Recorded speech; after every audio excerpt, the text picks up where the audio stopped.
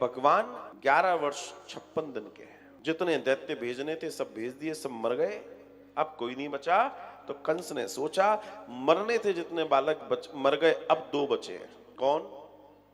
श्री कृष्ण और बलराम, बस यही दो बचे हैं। उस समय के सारे जय हो गई। तो इसका मतलब इन दो में से कोई है, इन दो में से कोई है। कौन? मेरा काल। तो उनके यहां एक मेला होता है, इस मेले में उन्होंने युति लगाई। तो इस मेले के बहाने से अक्रूर जी को बोला जाओ वृंदावन चले जाओ, तुम्हारे तो रिश्तेदार भी है, अब बच्चों को ले आओ यहां मेला दिखाने के बहाने। अक्रूर जी को पता पड़ा कि मामला कुछ और है, इसके मन में पाप है। कहते हैं अक्रूर जी आए, दुखी दुखी आए, नंद रानी से कहा कि भैया ऐसी ऐसी बात है, बड़ा सुंदर मेला है, 2 दिन की बात है। लेकिन दर्शन आता है कि जब अक्रूर जी ये कहने लगे तो नंद रानी ने साफ मना कर दिया, मैं ना भेजूंगी, मैं ना भेजूंगी, मुझे नहीं भेजना। अरे साहब, इतना आग्रह कर रहे हैं अक्रूर जी, जब उन्होंने मना कर दिया, खूब मना कर दिया, तो कहते हैं ठाकुर जी और श्री बलराम जी अब लौटे तो उन्होंने देखा अक्रूर जी सर झुकाए बैठे हैं। अक्रूर जी से पूछा क्या हुआ आपको? तो अक्रूर जी कहते हैं कि भैया हम तो आए थे यहाँ लाने कि तुम्हें मेला वेला दिखाई दें, 2 दिन की बात है, तुम्हारी मैया थे, हमने कही लेकिन मैया माने ना है। उन्होंने कहा अच्छा, अब भगवान को मालूम है कि अब लीला बदलने वाली है। अब देखिए अब कितना बड़ा चेंज आ रहा है पूरी लीला में, कितना बड़ा परिवर्तन आ रहा है कि भगवान जो अपनी इस 11 वर्ष की आयु तक की लीला है, भगवान श्री कृष्ण ने बस अभी तक ही बांसुरी बजाई थी, इसके बाद वे कभी बांसुरी नहीं बजाएंगे। जी हां, अब चक्र चलेगा, तलवार चलेगी, धनुष चलेगा, पॉलिटिक्स चलेगी, साम दाम दंड भेद चलेगा। अब मामला बदलेगा, अब माधुर्य लीला समाप्त हो रही है, अब ऐश्वर्य ही ऐश्वर्य होगा। अभी माधुर्य और ऐश्वर्य दोनों थे, लेकिन अब सिर्फ और सिर्फ। तो कहते हैं कि भगवान जब जाने लगे तो भगवान ने अपनी बांसुरी को श्री राधा जी को दिया था और उनसे कभी वापस नहीं ली थी।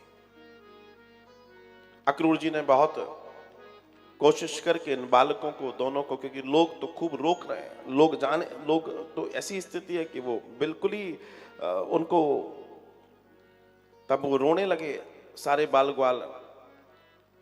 तो भगवान ने कहा कि नहीं चिंता मत करो, मैं 2 दिन में आऊंगा, जबकि भगवान को 2 दिन में नहीं आना। वे जानते हैं कि अब मेरी लीला यहाँ की समाप्त हो गई, अब वापस जाना है। वो रथ खड़ा है, रथ के ऊपर भगवान है और सारे लोग ऐसे लेट गए कि रथ हमारे ऊपर से ले जाओ, हमें मारो, लेकिन कृष्ण। तब कृष्ण सबको ढांढस बताते, चिंता मत करो मैं आऊंगा। कुछ सखाओं को भी साथ में ले लेते हैं ताकि लोगों को लगे कि हाँ ये लौटेंगे। और दर्शन आता है इस तरीके से, छोड़ वृंदा विपिन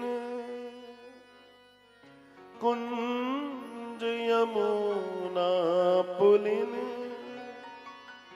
श्याम मथुरा चले, श्याम मथुरा चले। छोड़ वृंदा विपिन कुंज यमुना पुलिन, श्याम मथुरा चले, श्याम मथुरा चले, ओ श्याम मथुरा चले, श्याम मथुरा चले।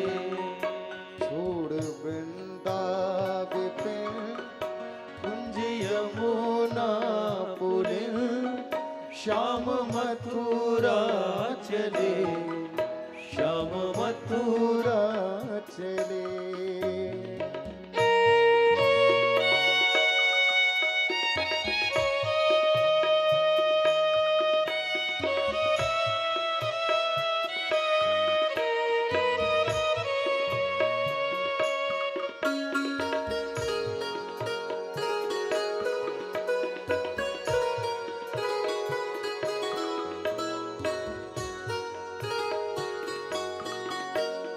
यशोदा पिता नंद व्याकुल भय, माँ यशोदा पिता नंद व्याकुल भय, ग्वाल रोवे हमारे कन्हैया गए हो।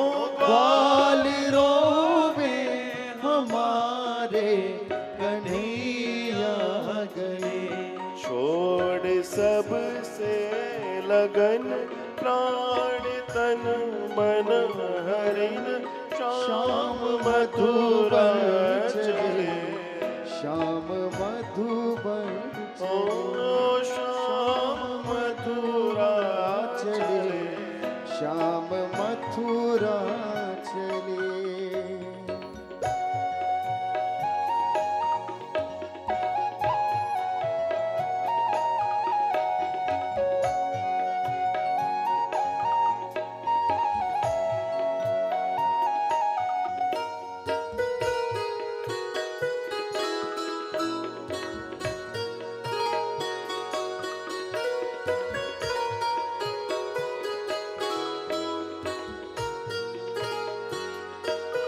हाय मोहन बिना चैन कैसे पड़े। हाय मोहन बिना चैन कैसे पड़े। कौन नवनीत माखन की चोरी करे हो। कौन नवनीत माखन की चोरी करे। मैया करती रुदन प्राण तन मन हरिन, श्याम मथुरा चले। श्याम मथुरा चले। ओ श्याम मथुरा चले। श्याम मथुरा चले।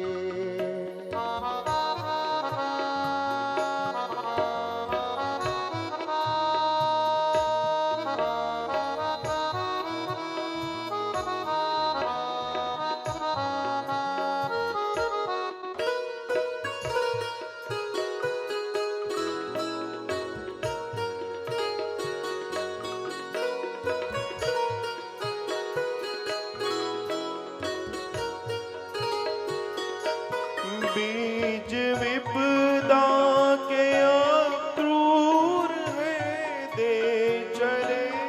बीज विपदा को क्रूर हो दे चले। ओ मेरी भोरी किशोरी को दुख दे चले हो। मेरी भोरी किशोरी को दुख दे चले। क्यों लगाई लगन प्राण तन मन हरिण, श्याम मथुरा चले। श्याम मथुरा चले। श्याम मथुरा चले। श्याम मथुरा चले हो। श्याम मथुरा चले। श्याम मथुरा चले। और ऐसे भगवान अक्रूर जी के साथ मथुरा पहुंचते हैं। उस समय नंद बाबा आदि भी मथुरा में ही हैं। इनकी भेंट होती है और दर्शन आता है कि सारे बच्चे कहते हैं कि हमें मथुरापुरी का दर्शन करना है। आज्ञा मिल जाती है, सभी निकलते हैं। पहले यमुना जी का पूजन करते हैं, आचमन करते हैं, फिर उस रजक का उद्धार करते हैं। मार्ग में कुब्जा मिलती है, कुब्जा चंदन लेके आई है, भगवान को लगाती है, भगवान उसका कल्याण करते हैं। आगे बढ़ते हैं, वो पिनाक धनुष जो यज्ञशाला में रखा उसे भंग करते हैं। अब भंग करने का कारण यह है कि ये पिनाक शिव से मिला था कंस को, और कंस को यह वरदान था कि जब तक ये धनुष है तब तक तेरा जीवन है। तो उन्होंने कहा कि इस धनुष को भंग कौन करेगा? बोला नारायण करेंगे। और पिनाक को भंग नारायण ही करते हैं। जब रामावतार था तब भी भगवान ने उसी धनुष को भंग किया था। अब दर्शन आगे बढ़ता है, वे आगे बढ़ते हैं। मार्ग में वो हाथी छोड़ा गया उनके ऊपर, कुवलिया पीड़, उसको सूंड से घुमाया और अंतरिक्ष में फेंक दिया। दर्शन आता है इस तरीके से।